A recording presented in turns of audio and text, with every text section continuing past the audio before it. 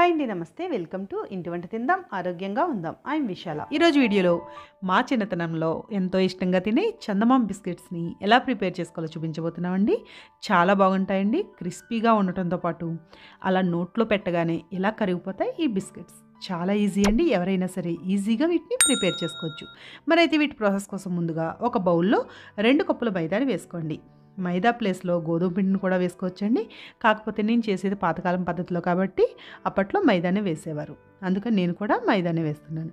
ఇప్పుడు 2 కప్పుల మైదాకి 2 కప్పుల షుగర్ని మిక్సీ జార్లో వేసి మెత్తగా మిక్సీ పట్టి రెడీ అయిన షుగర్ పౌడర్ని వేసుకోవాలి.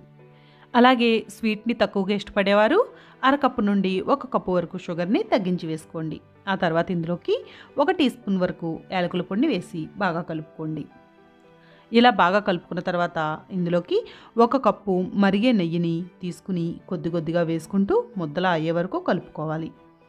నాకైతే 2 కప్పుల మైదా 2 కప్పుల షుగర్ పౌడర్కి 1 కప్పు నెయ్యి కరెక్ట్గా సరిపోయిందండి. ఈ నెయ్యి ప్లేస్లో చాలామంది 1/2 కప్పు నెయ్యి 1/2 కప్పు డాల్డాని కూడా వేసుకుంటారు. పిండి అనేది మరీ గట్టిగా కాకుండా అలాగని మరీ సాఫ్ట్గా కాకుండా సెమీ సాఫ్ట్గా ఉండేలా పిండిని కలుపుకోవాలి.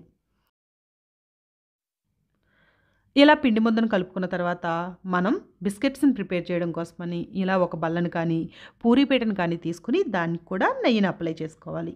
అలాగే మనం బిస్కెట్స్ని ప్రిపేర్ చేసుకోవడం కోసమని సరిపడా 2 స్టీల్ ప్లేట్స్ని తీసుకుని వాటికి కూడా నెయ్యిని అప్లై చేసుకోండి. ఈ స్టీల్ ప్లేట్స్ ప్లేస్లో అల్యూమినియం ట్రేస్ని కూడా యూస్ చేసుకోవచ్చు. ఇప్పుడు సగం పిండి ముద్దను తీసుకుని ఇక్కడ చూపిస్తున్నట్లుగా 1 ఇంచు మందం కన్నా కాస్త తక్కువగా రోటీలా చేతితో ఇలా స్క్వేర్ షేప్లో నెమ్మదిగా ఒత్తుకోండి. మీకు ఇలా చేతితో ఒత్తుకోవడం కష్టం అనిపిస్తే కనుక పూరీకరం తీసుకుని దాంతో కూడా నెమ్మదిగా ఒత్తుకోవచ్చు. ఇలా రోటీని ప్రిపేర్ చేసుకున్న తర్వాత మూన్ షేప్లో కట్ చేసుకోవడం కోసమని ఇలా అంచు షార్ప్గా ఉండే గ్లాసుని కానీ ఏదైనా గిన్నెను కానీ తీసుకుని ఇలా ఇక్కడ చూపిస్తున్నట్లుగా కట్ చేసుకోవాలి.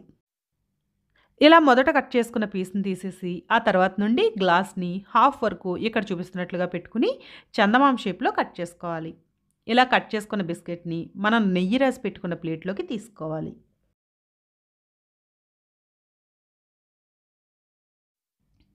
ఇలా బిస్కెట్స్ని ప్రిపేర్ చేసుకునే లోపు స్టవ్ మీద ఇలా వెడల్పుగా ఉండే గిన్నెలో కానీ కడాయిలో కానీ వేసుకుని వేసి 5 నుండి 10 నిమిషాల పాటు ఫ్రీ హీట్ చేసుకోవాలి.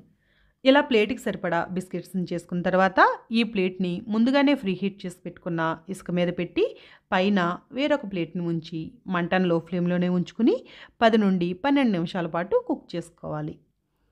ఇది కుక్ అయ్యేలోపు మిగిలిన పిండి ముద్దను కూడా బిస్కెట్స్లా ప్రిపేర్ చేసుకోవాలి.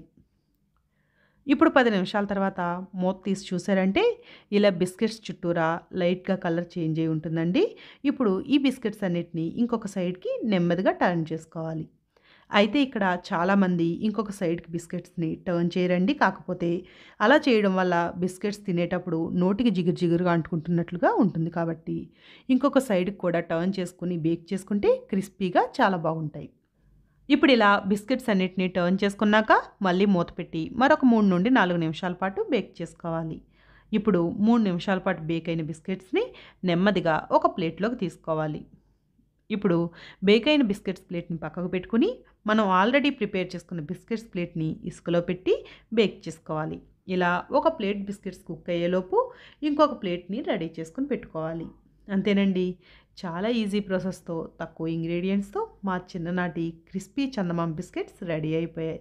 మరైతే మీరు కూడా ఈ బిస్కెట్స్ని ప్రిపేర్ చేసి ఎలా వచ్చాయో మీ ఫీడ్బ్యాక్ని కామెంట్ చేసి మీ ఫ్రెండ్స్కి రిలేటివ్స్కి షేర్ చేయండి. మరిన్ని రెసిపీస్ కోసం ఇంటి వంట తిందాం ఛానల్ని సబ్స్క్రైబ్ చేసుకోండి. Thanks for watching.